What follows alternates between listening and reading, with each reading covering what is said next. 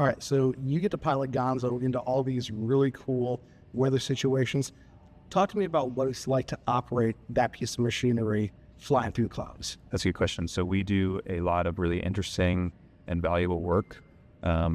Months before a project starts, we will look at all the safety concerns and risks associated with doing that mission, try to mitigate those risks to make sure we can make the mission as effective as can be. So we're looking at, we're flying way out over the Pacific, so we're looking at fuel planning, contingencies, what happens if something goes wrong, what our closest divert is, how we can best get the science done, I think is the main goal for us. Right. When people hear that you're a hurricane hunter, they, picture you're flying in, the C-130, the P-3, but you're in a high performance, basically what is a high performance personal jet is specialized equipment. What's that like? And are you guys punching the core, or what is your mission in that jet? Yeah, we're probably the lesser known of hurricane hunters.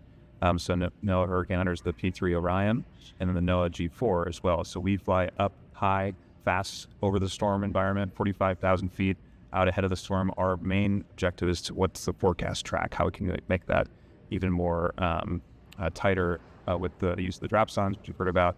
And so we drop several dropsondes over the course of a flight, a 7 to 8 hour flight.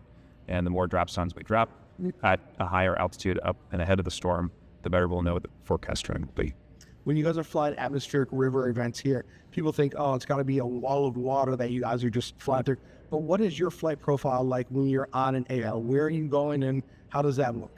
Yeah, it's a good question. So the day before we fly, our science team has a meeting that designates what the hurricane or the forecast track, or the flight track will be. And so atmospheric rivers are not necessarily the big wall of water that you might think of. They're actually usually pretty low compared to where we are at 45,000 feet. So we are flying the track that we have predetermined the previous day, and we're flying out and ahead of that atmospheric river.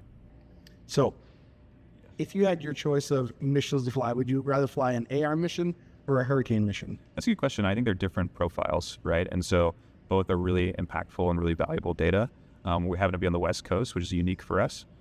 So these big walls of water hitting California, Oregon, Washington, and it's really valuable to tell folks that, the data we get is impacting, 3 pretty huge states, and of course into the United States as well. So we're talking with some of your flight officers on board. They're saying hurricane flights, you guys are flying a lot into, what you call foggy conditions, right? Where it's just clouds all around. Yeah. Are you seeing the same thing with an AR, or is it more that you're up above the clouds, it's bright blue sunshine, and it's a little bit maybe more calm? Yeah, that's a good question. It's definitely, we can see more clearly with atmospheric rivers. We're seeing basically the entire atmospheric column. There's not a lot of clouds where we are flying. We do see below us the river itself, and we'll pick that up on our radar as well.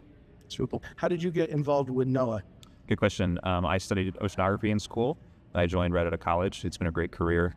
NOAA has great people, the newest technology, and it's really a pleasure to work for NOAA. I'm very proud to do so.